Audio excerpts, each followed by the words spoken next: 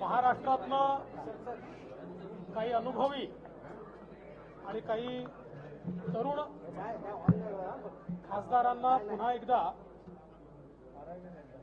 मोदी सरकारमध्ये एनडीए सरकारमध्ये संधी मिळाली आहे। त्या सर्वांचं मी अभिनंदन करतो। विशेषतः आमचे नेते माननीय नितीनजी गडकरी हे पुन्हा एकदा सरकारमध्ये येत आहेत, पियुष गोयलजी येत आहेत, त्यासोबत रामदास आठवलेजी हे देखील पुन्हा सरकारमध्ये सामील होत आहेत आणि रक्षाताई खडसे आणि मुरली अण्णा मोहोळ यांच्यासारखे अतिशय तरुण खासदार हे देखील मंत्रिमंडळात सामील होत आहेत। याचा मला अतिशय आनंद आहे। प्रतापराव जाधव यांच्यासारखा विदर्भातला एक अत्यंत अनुभवी अशा प्रकारचा नेता आणि ज्येष्ठ खासदार हे पण मंत्रिमंडळात येत आहेत। याबद्दल देखील मी आनंद व्यक्त करतो आणि सर्वांचं शपथविधीपूर्वी अग्रिम अभिनंदन करतो। राष्ट्रवादी काँग्रेसला एकही पद मिळालेलं नाही। राष्ट्रवादी काँग्रेसला आमच्या वतीनं किंवा सरकारच्या वतीनं एक जागा ऑफर करण्यात आली होती। राज्यमंत्री स्वतंत्र प्रभार अशा प्रकारे ही जागा त्यांना देण्यात आली होती, परंतु त्यांचा आग्रह असा होता की आमच्याकडनं श्री प्रफुल्ल पटेल यांचं नाव फायनल आहे आणि ते आधी मंत्री राहिलेले आहेत, त्यामुळे त्यांना आम्हाला राज्यमंत्री स्वतंत्र प्रभार हे करता येणार नाही।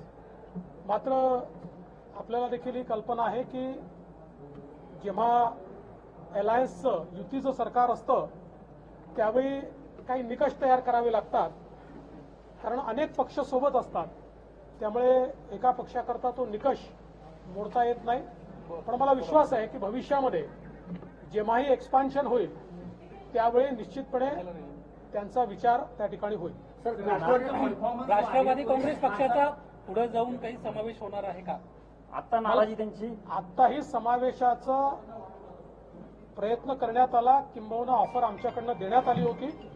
त्यांनी सांगितलं की तुम्ही आम्हाला पुढच्या वेळेस दिलं तरी चालेल, पण आम्हाला मंत्रिपद द्या। कुठली नाराजी नाही त्यांची आता तो फारसा चांगला राज्यात दिसला नव्हता। राष्ट्रवादीचा परफॉर्मन्स जो आहे तो फारसा चांगला दिसला नव्हता, त्यामुळे कदाचित हे होते असं म्हणायचं। राष्ट्रवादीची उपयुक्तता संपली आहे का? दीपेश, मला असं वाटतं की पुन्हा एकदा आपल्या सर्वांना समजेल अशा शब्दांमध्ये, म्हणजे आपल्या जे काही प्रेक्षक आहेत त्यांना समजेल अशा शब्दांमध्ये सांगतो, राष्ट्रवादी काँग्रेसला एक जागा मंत्रिमंडळात देण्यात आली होती।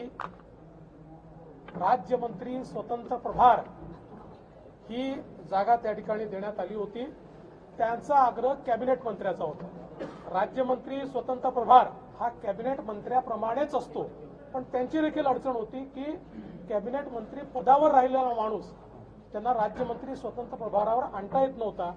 आणि सरकारचा प्रश्न होता की वेगवेगळे जे पक्ष आहेत ज्यांच्याकडे एक खासदार आहेत किंवा अशा प्रकारचे जे वेगवेगळे पक्ष अलायन्समध्ये आले आहेत त्यांच्याकरता साधारणपणे एक निकष ठेवावा लागतो, आणि म्हणून राष्ट्रवादीने देखील ते मान्य केलं आणि त्यांनी सांगितलं की आमचा विचार तुम्ही एक्सपान्शनच्या वेळी आम्हाला तुम्ही कॅबिनेट मंत्रीपद द्या, आम्ही थांबायला तयार। कोकण आणि मराठवाड्याला मंत्रिपद मिळालेलं नाही सर, भौगोलिक विचार केला नाही। आता तर पहिलं मंत्रिमंडळ आहे ना, अजून जागा खूप रिकाम्या आहेत तिथे। विस्ताराच्या वेळी निश्चितपणे अजून काही लोकांचा विचार होईल, त्यामुळे विस्ताराच्या वेळी मला असं वाटतं की, आणि शेवटी देशाच्या संपूर्ण आपण जर बघितलं तर सगळ्या राज्यांच्या सगळ्या विभागांचा समावेश हा कुठल्याच मंत्रिमंडळात नसतो, ठीक आहे, राज्याचं मंत्रिमंडळ नाही। विरोधकांचा आरोप असा आहे की प्रफुल्ल पटेल यांना ईडीची अटॅचमेंट प्रॉपर्टी कार्ड नाही, त्यांच्यासाठी गिफ्ट स्वरूपात सरकारने दिलं म्हणून त्यांना नियुक्ती दिली गेली। असं आहे की पहिली गोष्ट तर जे काही अटॅचमेंट होतं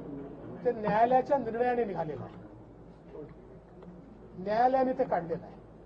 त्याच्यामुळे मला असं वाटतं की अशा प्रकारचा आरोप करणं हे चुकीचं होईल आणि त्यांच्यावर अन्याय करायचं। चला, थँक्यू।